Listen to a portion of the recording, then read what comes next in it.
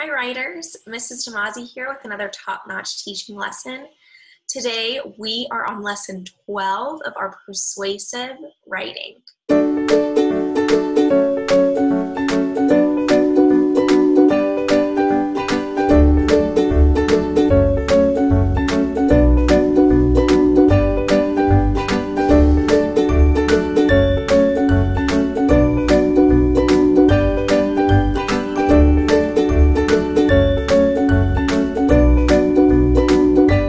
Okay, writers, let's remember where we are in the writing process.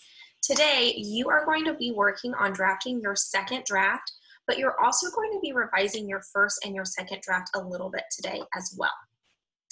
When you write a persuasive speech, remember that we've done tons of amazing things to prepare yourself.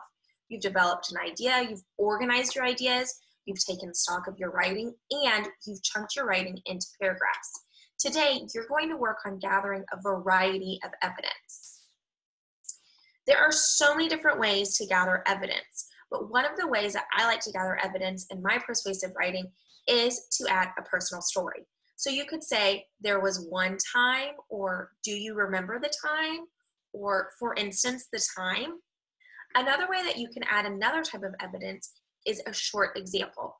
For example, that would mean it's probably just a sentence long, but that gives the reader some evidence. The third way that you can add evidence is by an observation. Once I saw, there was a time I heard, for instance, when I noticed. All three of these ways, a personal story, a short example, or an observation, make your writing more interesting, and it makes the reader believe what it is that you're trying to persuade better because you actually have evidence that backs up your ideas. Here is my plan. So I've already done my introduction and I've already done my first paragraph.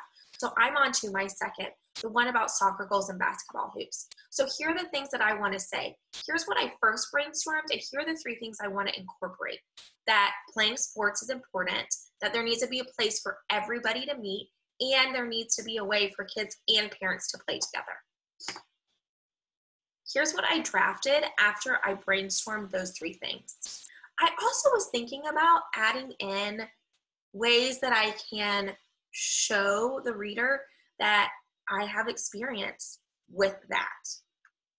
Another way our neighborhood could be better for kids is if we built some soccer goals and basketball hoops.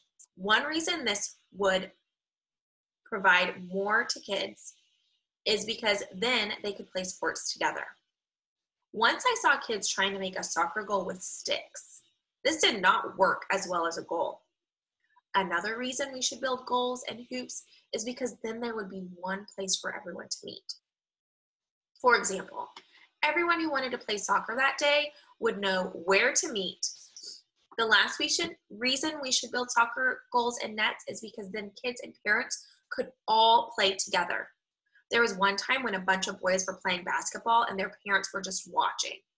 If there had been a basketball net, I bet the parents would have joined in the game.